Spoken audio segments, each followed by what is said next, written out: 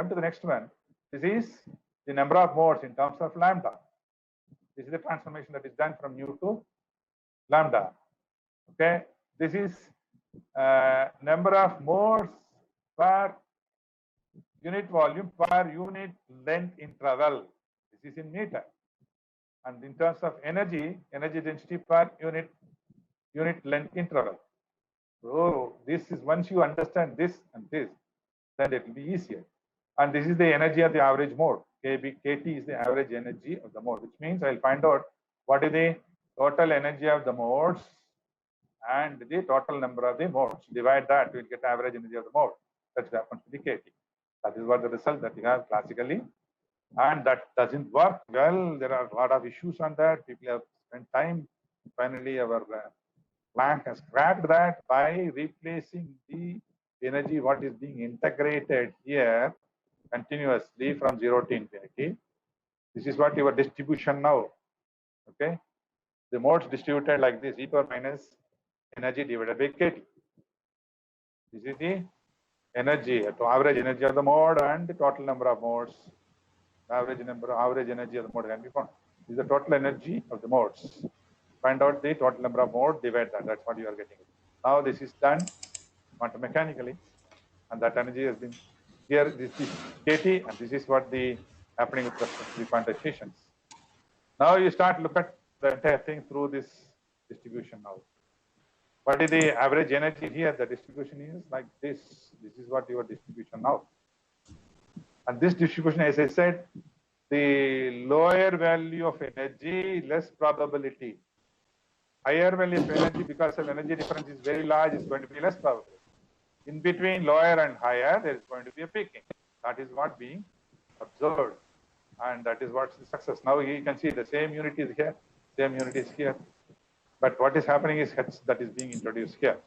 And that H is playing a crucial role. And with that, the whole thing has been analyzed to get the Wien's constant and the Stevens constant.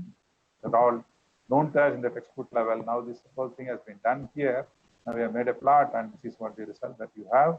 And you will feel very comfortable. Yes, I'm able to get an idea about what are all things that are happening with respect to the variation of temperature, frequency, and you can see high frequency shifting, and here it is going. The peak can be located here. You can see I have made a three-dimensional plot.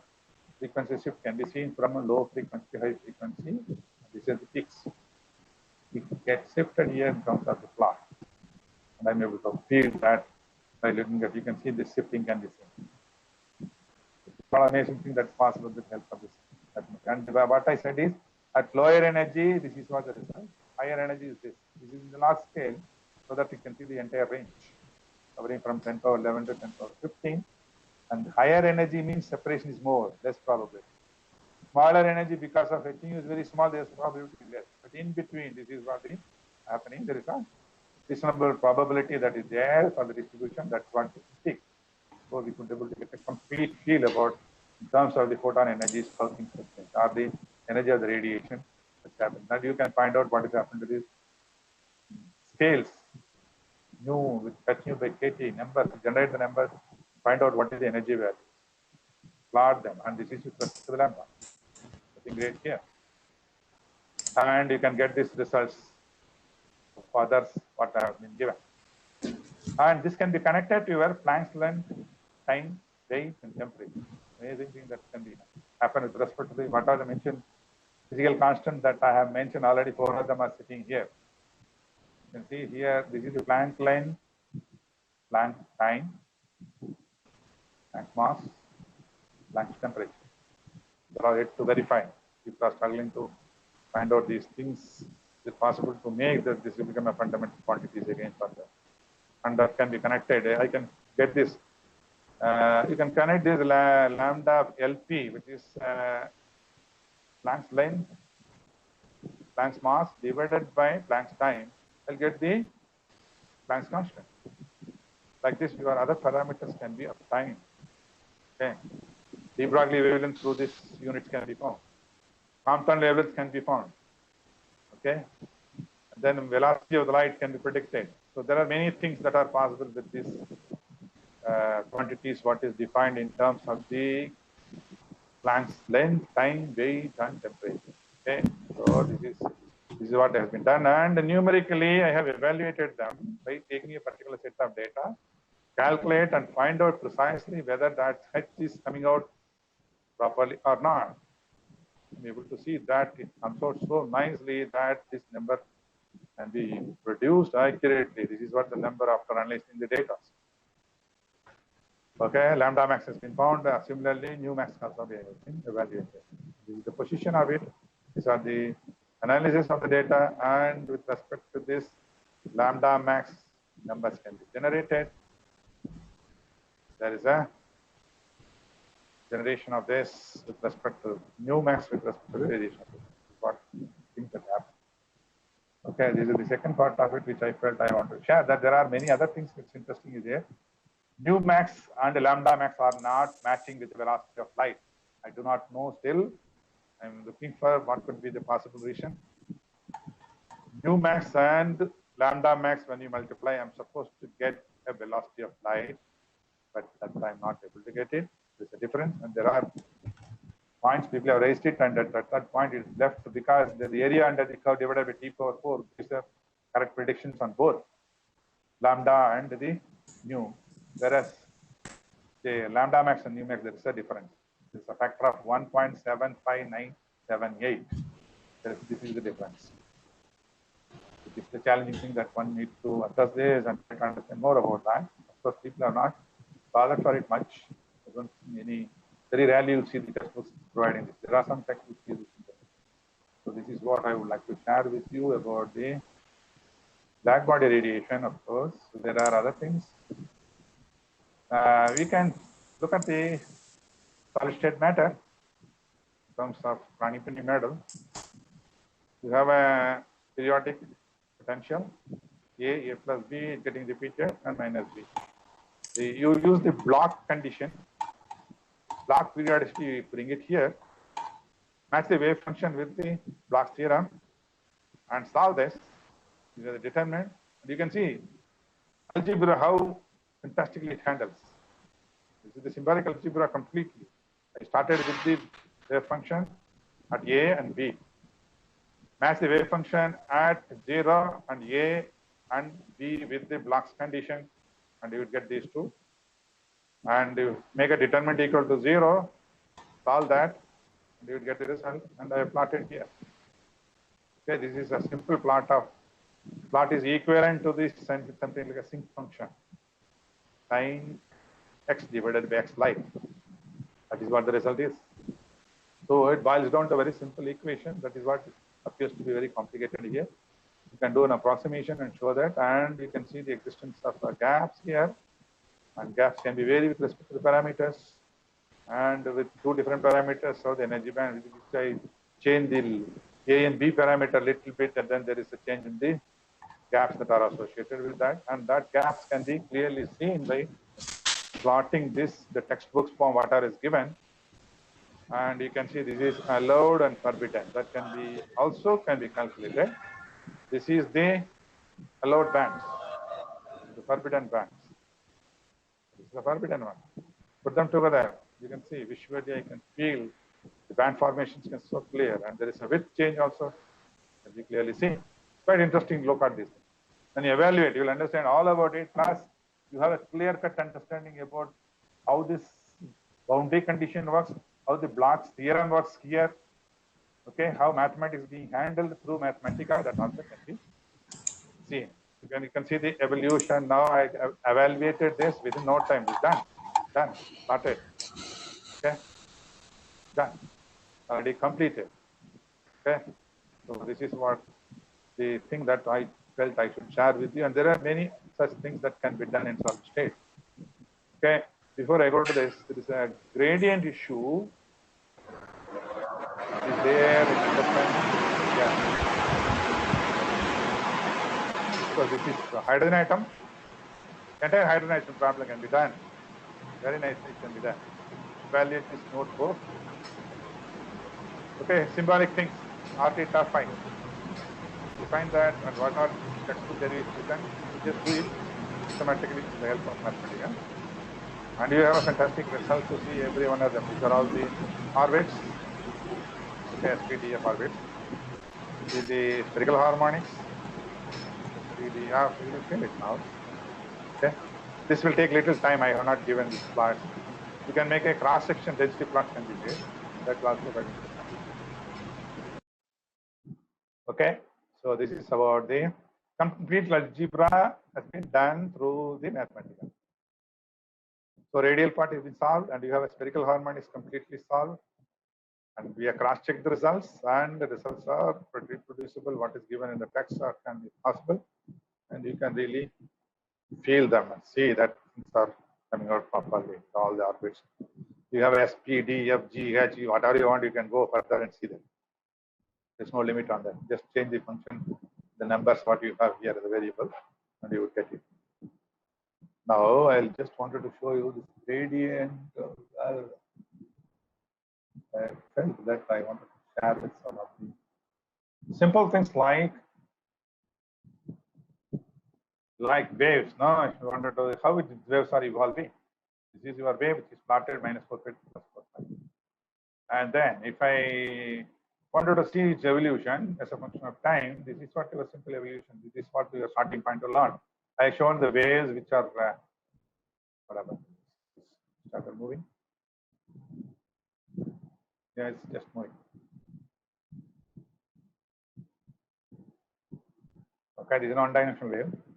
And this stop here, and let's come to the two-dimensional wave. Okay, you can see how it's evolving. This is just made r equal to x square plus y square, and your sine cos add that, and it's traveling with the particular velocity, and you can see how this is evolving. Okay, this evolution can be seen. The evolution of that. So nice to see that you understand about how the waves are produced in a two dimension and how they are propagated with the times. They can change the velocity of that, change the wavelength of that. Now, if I add two closely lying waves in terms of wavelength, okay, and you see the interference pattern. You see the pattern? Same problem, but what I will just small variation with respect. You can see that one of the parameters 0.1, and the other one is how much is difference? A is 12 lambda 2, mu is 3.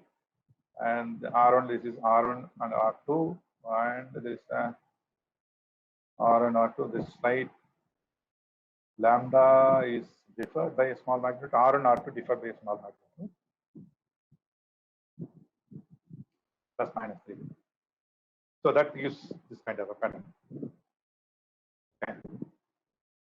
So we have seen the cavity wave. This is also a wave which is interfering. There is an interference pattern that can be seen.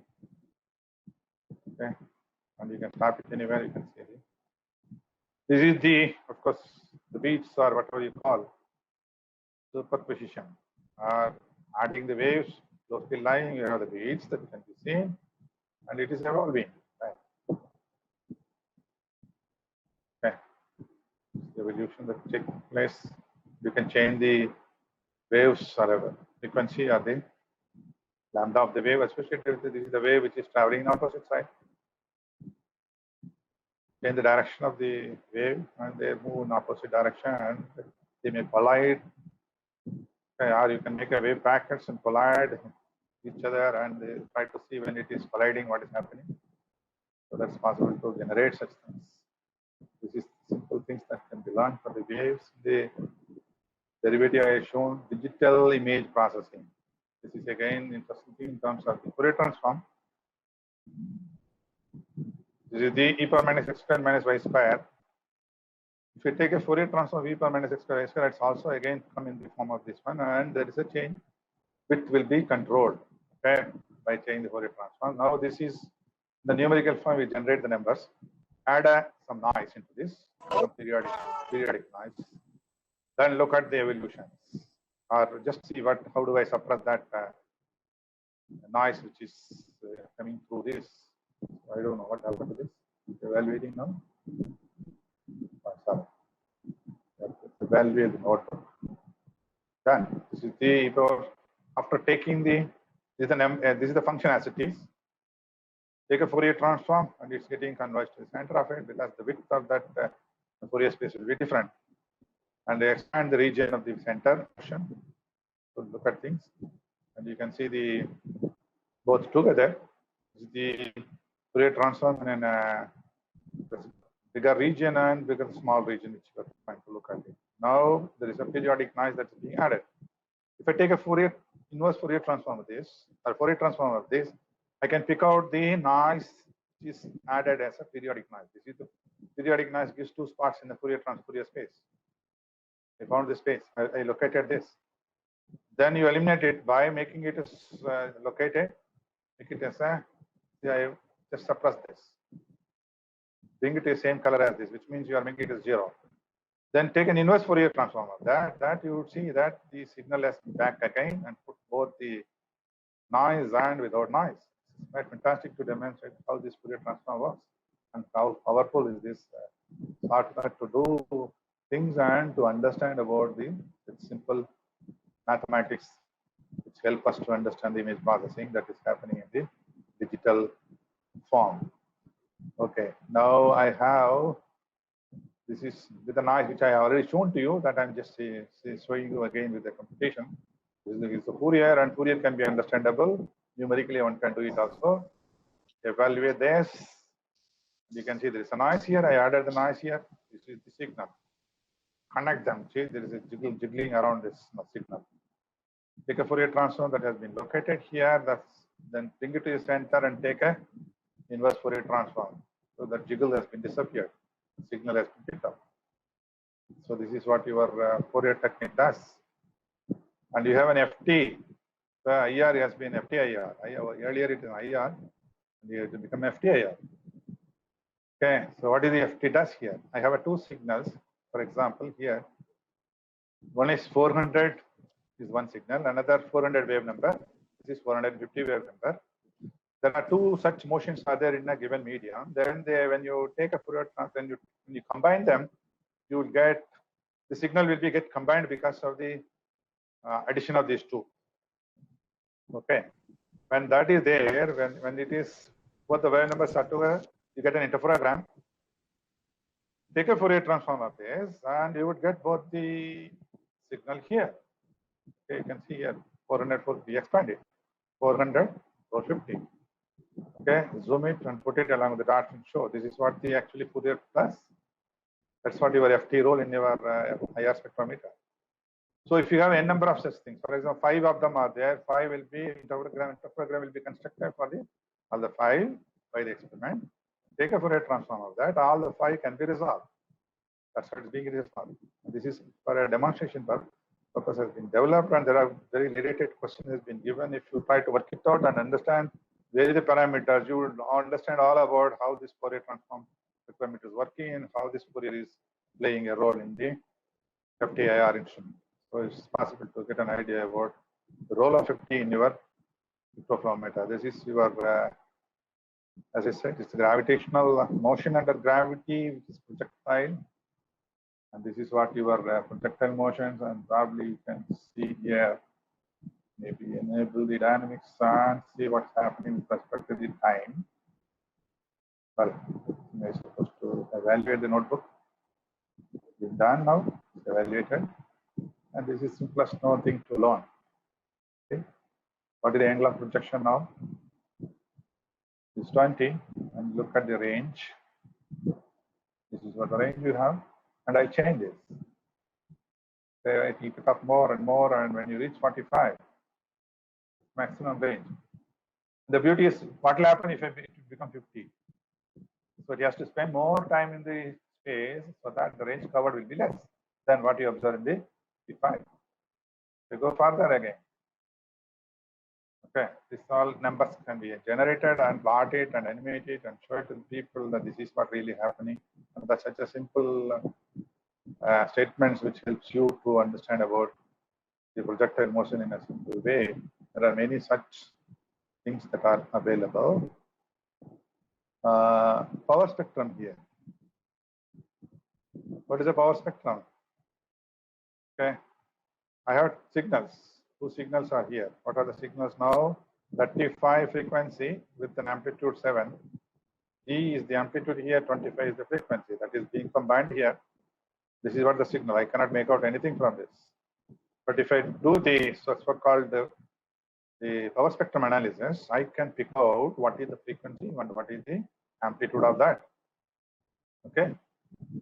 So when you learn about first of all, I don't know what is the name that is given. First theorem? Or, no, not first theorem. There's a mathematical name associated with this power spectrum. So you will evaluate now. See whether you are able to get this numbers. What I have 735, 325. That should be available in the spectrum. This is 325, 735 is available. So you can understand about what do you mean by this so-called power spectrum and how it can be handled and how it really helps the signal processing and signal analysis. And I'm able to get it exactly what is the amplitude of this and corresponding frequency, which means higher amplitude having the higher frequency. The lower one has a lower frequency. You can change these numbers. You can really do it again. See, for example, I do this small repetition again, same thing, which I do it for a 15 and 20 and repeat the whole calculation. Check whether it's going to work. Evaluate the notebook. Yes. Evaluate the notebook again. See, the spectrum is different. You can see that's being observed here. So this is what's going to happen. And these are parameters variable. You can understand how this is being done and how mathematics is being converted in this form to get this interesting results which we use often in our physical problems. Okay. So this is superposition of waves additions, and I think I am supposed to spend some time on these barriers and wells. I hope another 5 minutes time. Shaheen. Yes, sir. Another 5 minutes. Another five minutes time. Just close it. So can you show the tunneling also, if possible? Well, I just check. That's what I will come into the bound state, potential wells and barrier.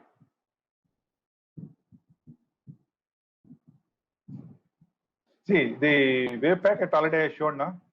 That itself is a tunneling again. See, this is the potential well. Okay, and of course it can be converted as a barrier also by changing the sign now. Okay, instead of now this is the potential well which you have, and you have the wave functions corresponding to that, match the wave functions, solve them for the parameters what you have. Okay, find out what is the reflection transmission coefficients. Okay. Incident, reflected, and transmission coefficients can be evaluated, substitute them and make a plot of this, and then plot them. You can see the region 1, region 2, region 3. I think I should have taken that again, tunneling I missed it, but so this is exactly the same problem. Just change the barrier and repeat it. Right? It's not something difficult to get it. Right now, I think I have missed. I think I put it somewhere to show you that. Sorry, that I have to evaluate this now. You have been asking for the tunneling problem for quite some time. So now you can see it's evolving in time also. Evolution also can be seen here.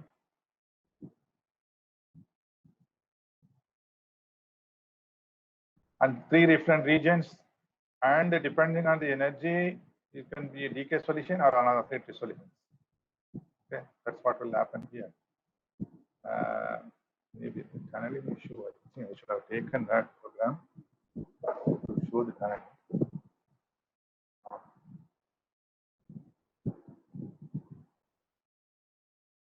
So one thing I can do is to get that immediately.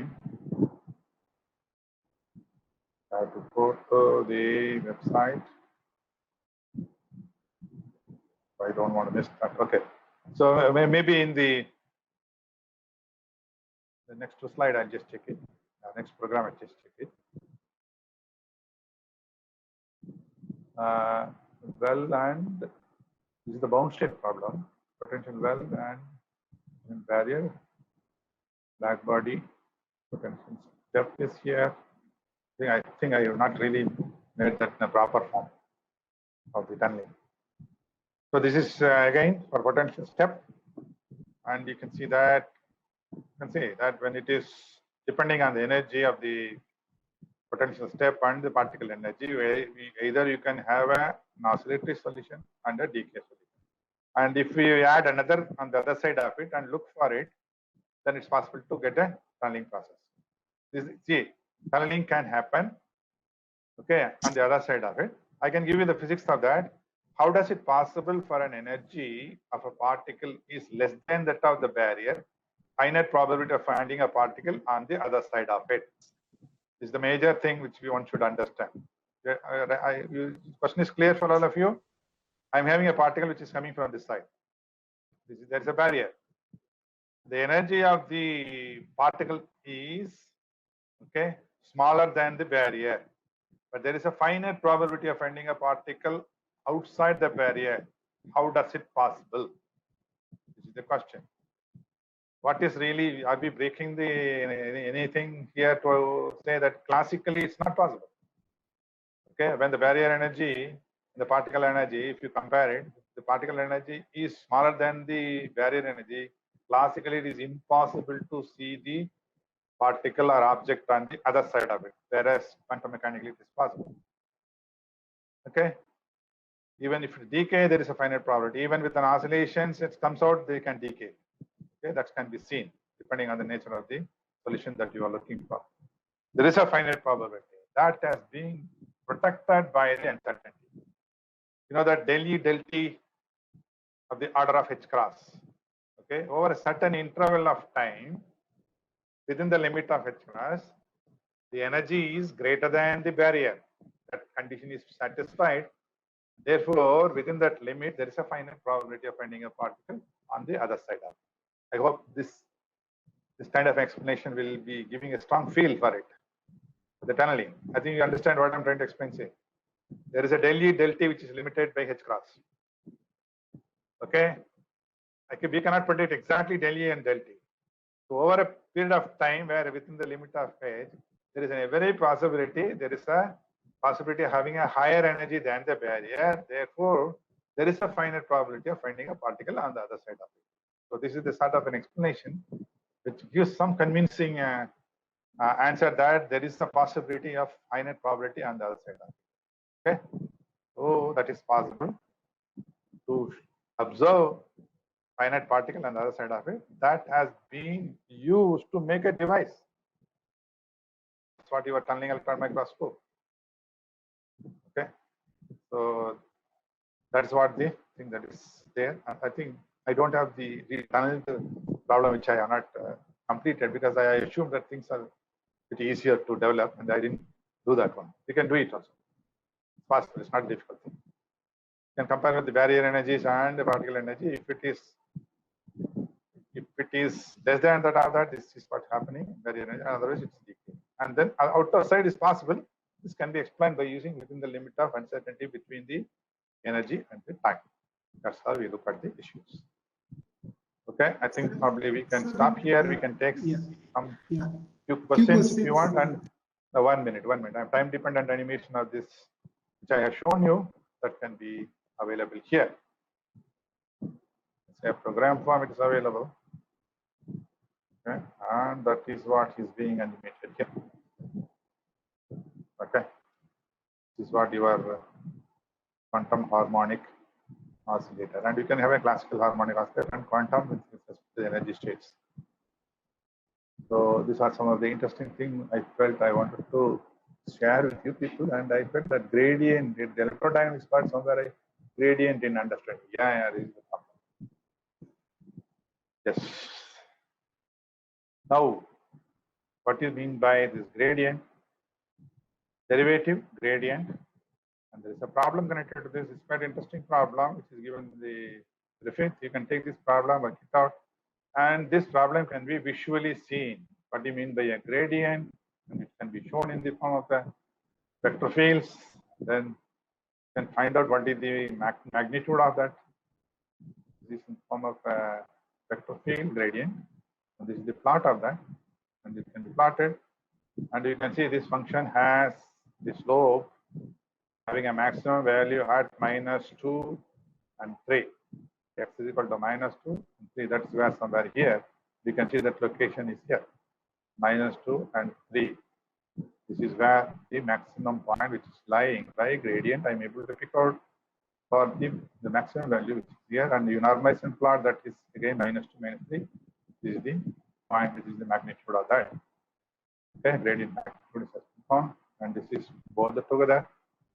And different function which has been plotted here. This is the gradient, this is a scalar converted into a vector. Look at this plot, and you can see, you normalize what happened to that. This is minus xy. Take a gradient and plot it. You have, and you normalize and make a plot. This is the divergence. Divergence, how much is being diverging? It's an interesting physical quantity. It can also be realized here. For the function, it is the divergence on the center, the arrows. So the arrows are indicating the divergence. For the function x, y, z, there is a finite divergence. And there's no divergence here. Divergence 0. Then you can find out the divergence for these vectors v, a, b's, and then make a plot of them. Or you can find what is the divergence. Yeah, you can find out divergence of all these things and make a plot and show whether this divergence finite or not. And this is the elastic gradient that can also be shown three-dimensionally. And this is, of course, the delta functions. And this is the which this is your curve rotations. This is your rotation. You can see that it minus y x 0. If you find out the color of that, it's going to be rotation along the z-axis. This can be seen as a finite value of curve, which is in a particular direction. This is again for the function. The call is this 0 minus y minus z y. This is the curve. Then you have fundamental theorem of gradient and fundamental theorem of divergence and fundamental theorem of what is called the Stokes theorem, which uses the fundamental theorem of curve. That can also be verified.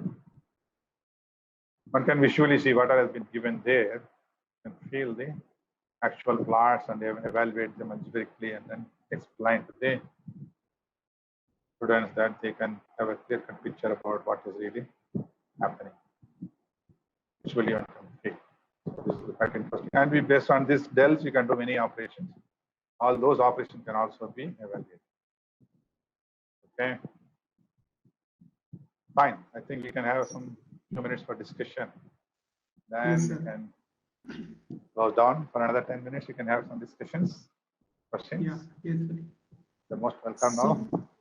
if someone wants to ask questions, Yeah, that they can, unmute people them. can ask some questions. Before that, I wanted to just bring it to your knowledge that some of the research-oriented problems, the things have been done. Sir, we have Advanced level programming has been done, and I wanted to show you that this is the course that has been done, just completed about day or two before. Okay, yesterday this completed 22nd, and some class I have taken. This one full-fledged course for 48 hours or 32 sessions, 48 hours has been done. There's another course which has been done before that, Mathematica as a course. I think some of the participants might have attended already. They have attended that. And now there is a plan for me to start Mathematica in classical mechanics. We'll go from mechanics to classical mechanics. They're all about this Mathematica will be taught, and then try to understand the all about the classical mechanics, which I'm planning to do. Those who are interested, they can register it.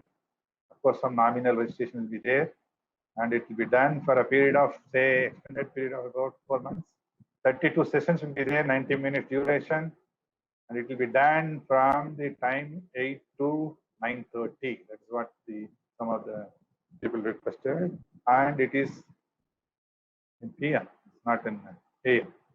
So this is what the plan to start at this time, and not exactly this time, sometime around this June, and it may go up to September, covering the part of Mathematica plus how do you understand the classical mechanics of Mathematica. So whoever is interested, they can contact me, and I may be putting this up also to the people